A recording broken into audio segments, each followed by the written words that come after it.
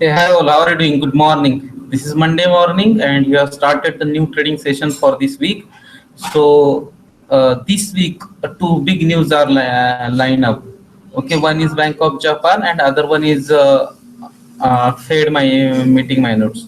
So, let me share you the screen, and we'll go through the news. Okay, I hope you are able to see my screen, right? Yes.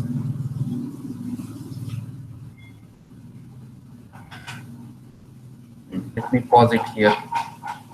That's it.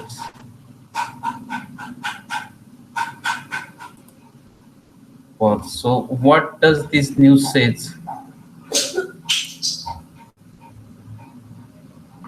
What is mean by this news? I will like to quickly go through. By Thursday next week, this week, investor will know the result of monetary policy meeting of Federal Reserve and Bank of Japan. The decision of both banks are to be made public on 21st September, providing a quick succession of high-risk events that could lead to elevated market volatility despite a relative calmness in market atmosphere. USD dollar trading against the Japanese yen is mostly sensitive to changes in policy, right? Traders are currently making moves to hedge against swift changes in their pair.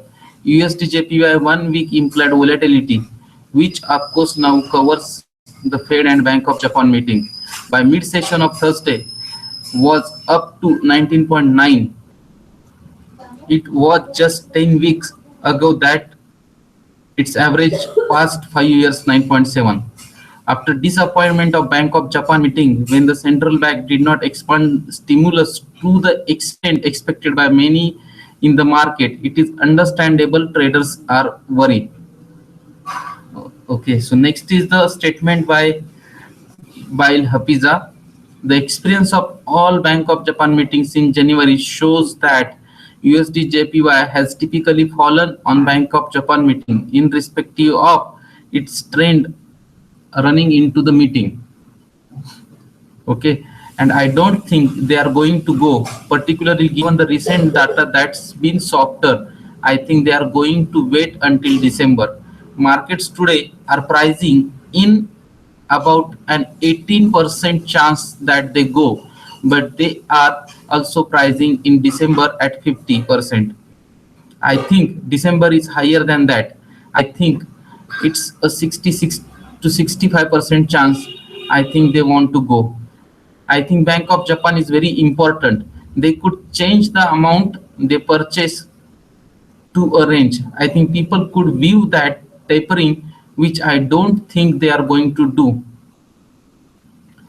Bank of Japan could stop buying the bonds at the long end of the yield curve, which means long and long end rates could rise while shorter term remain negative. In the US, long end rates affect corporate borrowing and 10-year yield affect corporate borrowers and mortgage rates. Japan's heavy use of policy has not delivered the desire. September is always a dangerous month, with investment strategies having to be re-examined after the summer period. With big swing in institutional holdings and reallocation of funds, changes in the real money flows have a big knock effect as speculative funds are the forced close positions. In history, September has always been the worst month in US equity market. Returns to the very choppy trading is guaranteed over the next week at least. Okay, so for next week, you can expect some choppy trading, right? So that is overview of these two. So trade carefully, and if you are trading in USD and JPY and pairs associated with, be careful. Thanks for joining us. Have a great, wonderful day.